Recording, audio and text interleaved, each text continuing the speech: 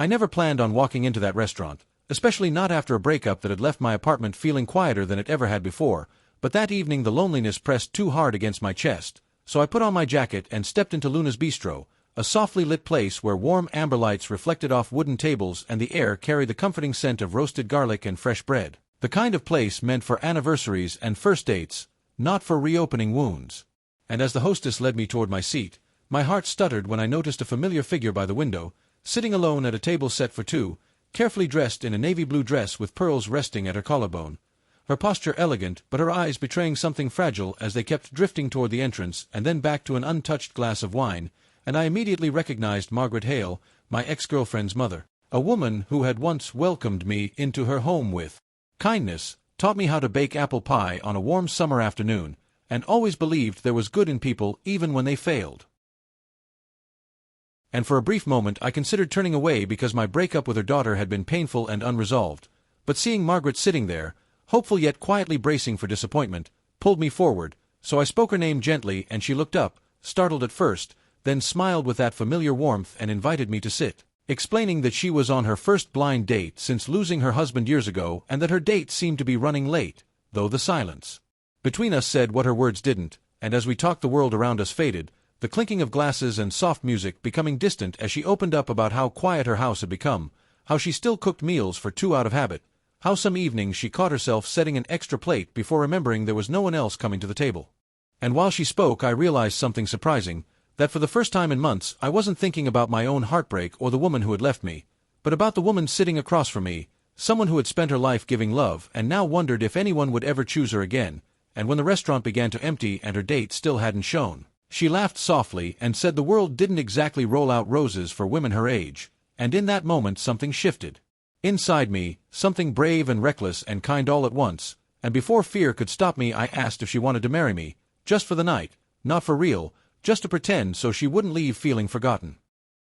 And after a long pause her eyes softened and she smiled, agreeing to play along, and suddenly we were laughing like teenagers, inventing stories about meeting in a bookstore, about a proposal under a full moon, about a love story that existed only for that evening, and in that playful pretending something real happened, we both forgot how lonely we had been, and when we stepped outside into the cool night air she thanked me, saying it was the kindest thing anyone had done for her in years and that my mother had raised a good man.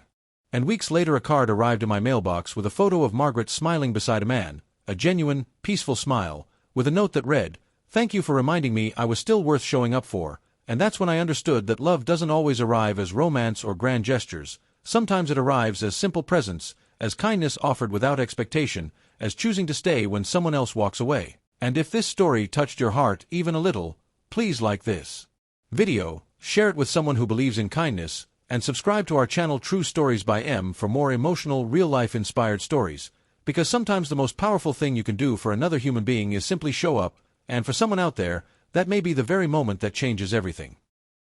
And as the days quietly turned into weeks, that single night refused to fade from my mind, not because it was dramatic or life-changing on the surface, but because of how deeply human it was, because in a world where everyone is rushing past each other, that evening reminded me that sometimes the most meaningful connections are born without intention, without labels, and without expectations. And I started to understand that meeting Margaret that night wasn't an accident, it was a moment, designed to teach both of us something we had forgotten. She had forgotten that she was still seen, still chosen, still worthy of effort, and I had forgotten that my own heartbreak didn't make me empty, that I still had warmth to give, and slowly I began to notice how kindness leaves quiet footprints behind, how it changes the way you look at strangers, how it softens the way you carry your own pain. And I realized that what we shared wasn't romance, but it was intimate in a way romance often fails to be. It was two souls sitting across from each other saying without words, "I see you and you matter," and that realization stayed with me in the smallest moments of my life, in the way I held doors longer,